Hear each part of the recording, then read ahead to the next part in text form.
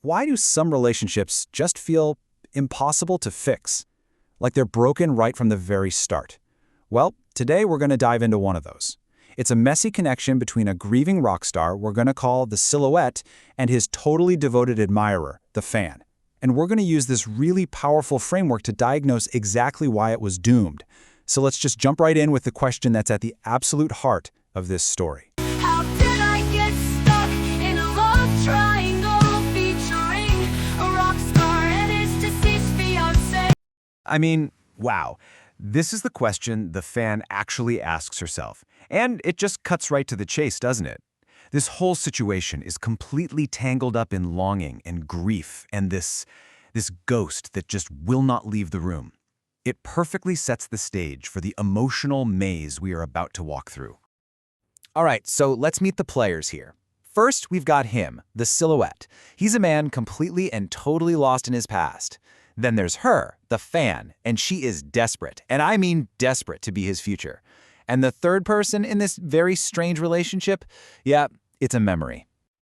And here it is, the fundamental problem. You've got two people in the exact same room, but they are living in completely different worlds. For him, he's stuck on this lonely island of grief. The only thing on his mind is he misses her. But for her, she sees herself as this bridge, this way forward for him, thinking, maybe I can be his future. This disconnect is literally the source of all the conflict to come. Forgetting her.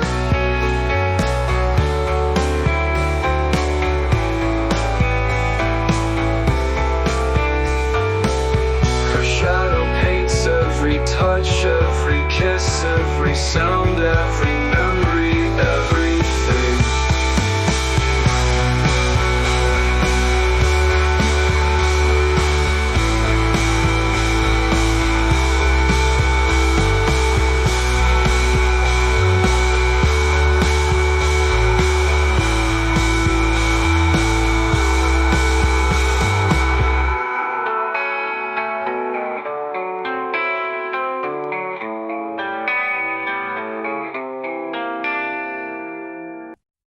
And listen to this, in his own words, the memory of his fiancée isn't just a part of his life.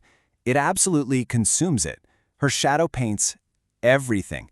Every single moment, every interaction, it's all filtered through this heavy lens of loss. It makes any new connection pretty much impossible from the get-go. So, how in the world do we make sense of this complete deadlock? Well, we're going to pull out a really clear analytical tool, Mildred Osroch's 14-step reconciliation framework. Now, we're not going to go through all 14 steps, but we'll use its core ideas not to see if they can fix things, but to diagnose precisely why they can't. Okay, let's start at the very beginning, the absolute bedrock of any healthy relationship. Before you can talk, before you can trust, you have got to have these two things, respect and empathy. So, respect is just what it sounds like, seeing the other person's inherent value. And empathy? It's about trying to step into their shoes for a second. Without these two, you've got nothing. There is simply no foundation to build anything on.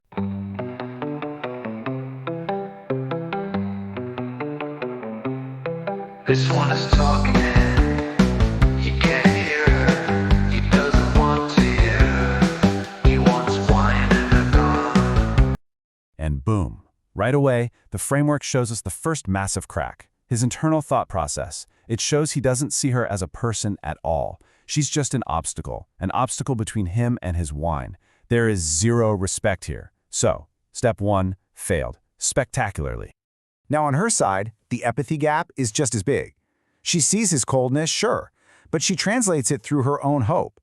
She thinks his distance is some kind of puzzle that she can solve, not a giant flashing neon sign that says, go away. She really can't see his side of it because she's just so locked into her own wishful thinking. Okay, so if the foundation is completely missing, what happens when they actually try to talk? Well, this next phase of the framework looks at honest dialogue, and this is where things just completely and utterly collapse.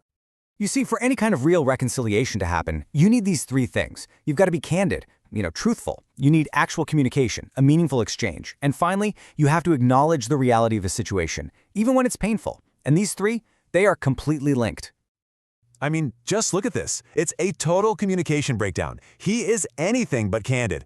He actually tricks her into taking a shower just so he can call security on her. Meanwhile, she's in that shower, not just ignoring the truth, but actively building a detailed fantasy future together. It's like they're not even on the same planet. I know he cannot handle my expectations anymore. I know he wants me gone. I know it is futile. He is adored by millions, in love with one who will forever remain in the past. I cannot compete with a perfect phantom.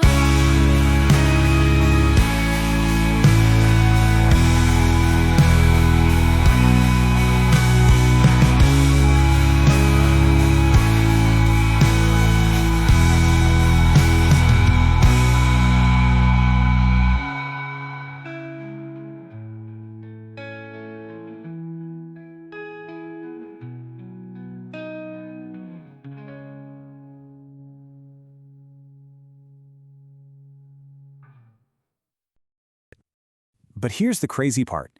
She does acknowledge one piece of the puzzle. She gets that she's up against the ghost of his past. She knows she can't compete with the perfect phantom.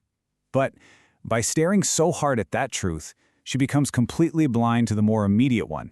He simply does not want her there. So this brings us to the individuals themselves. A relationship is made of two people, and if those two people aren't solid on their own, the whole thing is just doomed from the start. This section is all about self-respect. Yeah, these steps are all about personal strength. It's the ability to say no, to set healthy boundaries. It's having the integrity to be true to yourself. And it's knowing your non-negotiables, those lines in the sand that you just will not cross. And it's so important to see a boundary for what it really is. It is not an attack on someone else, it's a form of self-defense. It's about protecting your own dignity and your own peace. Honestly, it's one of the healthiest things you can do for yourself. And their approaches to this could not be more different. His attempt at a boundary is, well, extreme. And it comes way too late, calling security to physically remove her. Hers, on the other hand, it's completely non-existent. She straight up says she's willing to live on scrap. I am not averse to living on scraps. The scraps he gives me fuel this jaded flame. My hope burns eternal. Maybe I can be the bridge between his past and future. Maybe I can be his future. I wanna be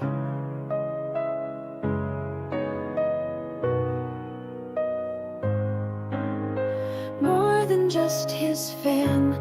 There, I said it right now. I'm just a puddle of water that he steps on, steps over, steps into to escape the past.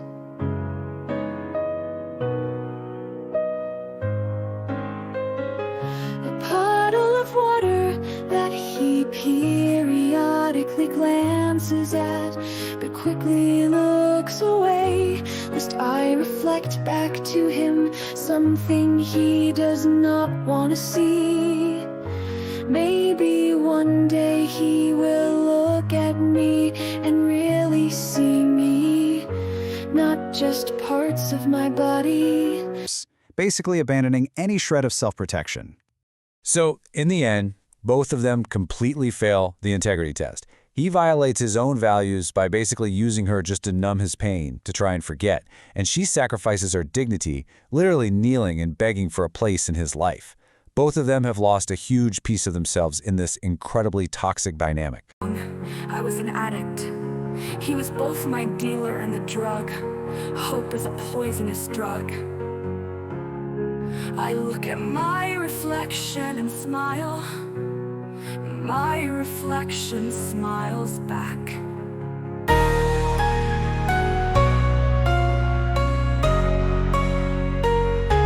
It's nice to get a positive reaction from someone. I look my reflection in the eye, commit to memory the image before me, the way I look draped in dignity. I walk out of the bathroom, he's still seated on the bed. I made sure to make it. Some order in the midst of chaos. I kneel before him. Yes, I kneel before him. This way, he does not get to bring me to my knees. I kneel of my own volition. I hold his hand, he lets me. My heart beats like it wants to jump out and join his drum kit. He has more than one drum kit. Can he make a little room in his heart for one more person?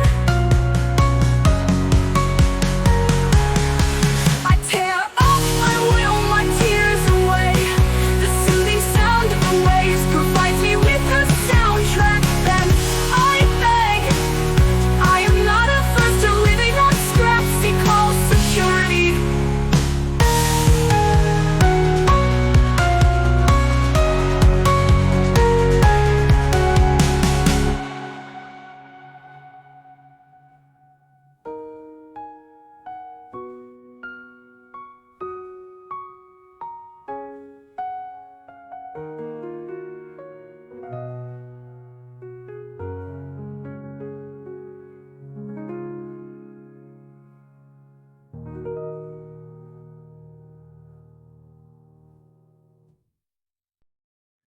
All right, finally, let's look at what it would take to build any kind of future.